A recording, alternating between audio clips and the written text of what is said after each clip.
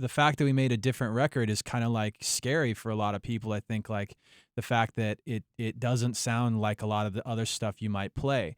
The thing for us is that, you know, when we made Hybrid Theory, we were trying to make something fresh and interesting and different at the time. And you know, I think a lot of people would say that some of the format followed behind that. They said, oh, well, that's, and the people at the labels were talking in their little room saying, oh, that's successful now. Let's make some of that. Let's make a band. Let's go sign a band. Especially since they were trying to have us not make that record. Yeah, that's funny. Yeah, that's also funny too, that they were a little skeptical about us before the record came out. And then the record came out and did well, and then other people are saying, oh, let's sign more bands that sound like that and do more stuff that sounds like that.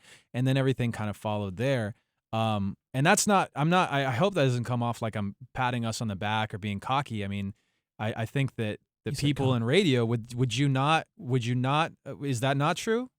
To any degree? I definitely think there's truth to that. Absolutely. I don't want to, I say that because I don't want to sound like I'm just like, you're such a jerk. The thing is patting ourselves in the back. No, not at all. Two things in response to that though, is I think people are comfortable with what they know. So, I mean, that's why radio is what it is. Yeah. You know, why we play certain songs. Yeah, but people times, forget. you know? But people forget that when we came out with Hybrid Theory, the other stuff that was even remotely close to it was like what we were calling behind the closed doors. We were calling it frat rock. We were saying it was really like aggressive male, like testosterone filled. I'm in your face. I'm a badass, like alpha male shit, right?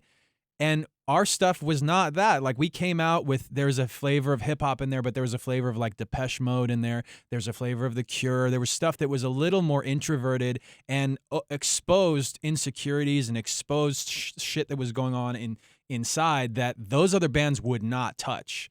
And everybody seems to forget the fact that that was happening. So for us to come out, that was, you know, everybody was, our own A&R guy at the label was like, look, you need to, telling Chester, like, we need to kick Mike out of the band. We need to put you in the front. And we need to do less of that other shit and do more of this other. I mean, he was trying to get our DJ to wear to do a gimmicky outfit because other like people were doing a chemistry gimmicks. Set. And he wanted him to be the stuff. scientist. He's the mad scientist. It was DJ. Yeah, swear to God, it's ridiculous. For us, it's being in the band. It's like, yeah, we made a record that sounds different than stuff that we've done in the past, but it's not such a huge leap for us, or I think a lot of our fans. I think a lot of our fans actually kind of expect us to do wacky stuff and go off into weird new places. Right.